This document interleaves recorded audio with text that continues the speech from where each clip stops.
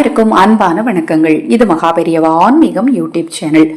சித்ரா பௌர்ணமி அன்று இரவு நேரத்தில் உங்கள் வீட்டு வாசலில் இதை வையுங்கள். வீட்டில் இருக்கக்கூடிய இந்த பொருளை எடுத்து வாசல்ல வைக்க போறீங்க. சந்திர பகவானின் பரிபூர்ணமான அருளால செல்வம் செல்வாக்கு உங்களுக்கு நிச்சயமாக உயரும்.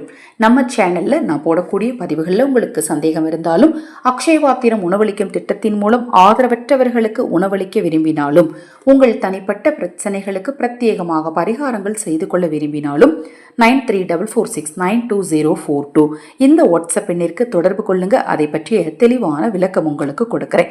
சரி, இந்த நேரத்தில் நீங்கள் எடுத்து வைக்க வேண்டிய பொருள் என்ன? முதல்ல ஒரு கண்ணாடி டம்ளர் எடுத்துக்கோங்க, அல்லது ஒரு கண்ணாடி கிண்ணம் எடுத்துக்கோங்க.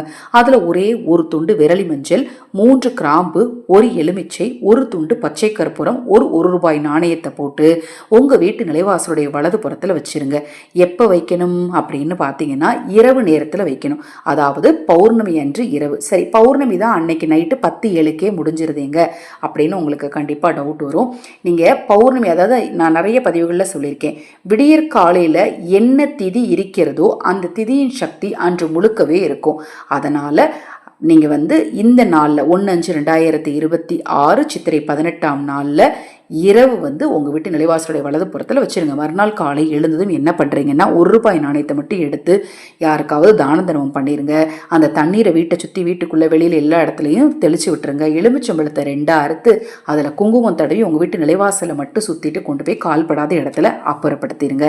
இந்த பரிகாரத்தை தவறாமல் சித்ரா பௌர்ணமி இரவில் செய்யுங்க.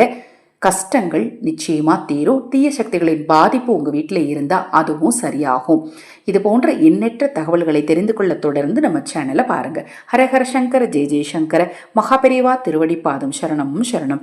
நல்லதே நடக்கட்டும்.